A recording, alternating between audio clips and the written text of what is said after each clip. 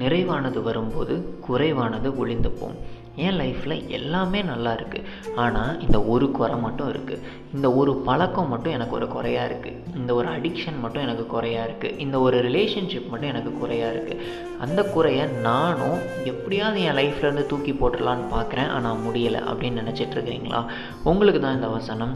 நிறைவானது வரும்போது குறைவானது ஒழிந்து போகும்.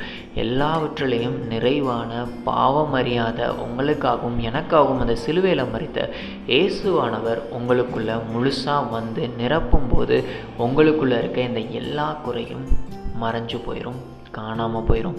அன்புள்ள ஏசப்பா, இந்த அருமையான நாளுக்காக நன்றி. இந்த நாள்லேயும் எங்களை ஒவ்வொருத்தருக்கும் என்ன குறை இருக்கோ அந்த குறை எங்களை எந்தெந்த தப்பான வழிகளில் நடத்துதோ, எங்களுடைய சந்தோஷத்தை பறிக்குதோ, அது எல்லாத்தையும் நாங்கள் கஷ்டப்பட்டு தூக்கி போட நினச்சிட்டோம், எங்களால் முடியல. நீங்கள் நிறைவாய் வந்து மாற்றுங்க.